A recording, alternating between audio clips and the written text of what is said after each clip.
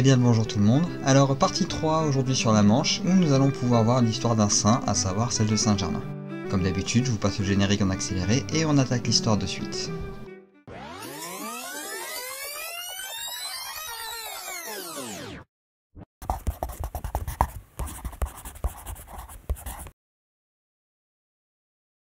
Ça faisait un petit moment que nous n'avions pas vu l'histoire d'un saint dans nos vidéos.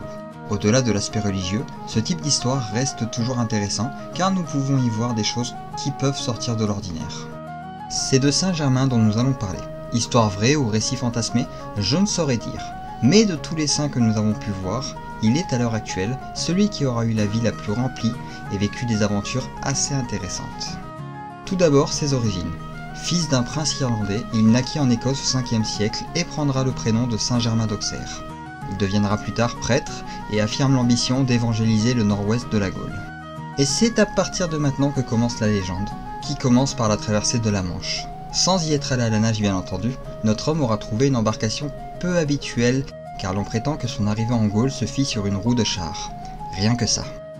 Mais à peine arrivé, notre homme ne perdit pas la main et c'est à Diélette qu'il entendit parler d'un dragon à 7 têtes ayant sa tanière au trou Baligan. Sans perdre de temps, il se rendit sur place pour faire face à la bête. C'est là qu'on va un peu s'attarder sur la méthode qu'il a employée, car nous avons déjà pu voir quelque chose de similaire avec le Graouli. Germain attrapa la bête avec son étole pour l'emmener se noyer dans la Manche.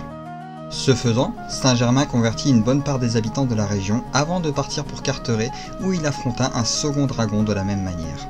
L'homme n'était clairement pas du genre à faire les choses à moitié, disons-le. Bon, même si je le prends un peu à la rigolade, il faut admettre que 2 dragons plus la traversée de la Manche sur une simple roue de bois, c'est plutôt pas mal et le place clairement en tête en termes de hauts faits, légendaires disons. Mais le reste de sa vie s'avère tout aussi louable, car il la voit à sa mission, et il trouvera la mort tué par un chef local n'ayant pas apprécié l'arrivée d'un prêcheur dans sa ville. Bien qu'il y ait d'autres petits miracles qui semblent lui revenir, nous nous arrêterons là. L'homme est mort, mais sa légende demeure.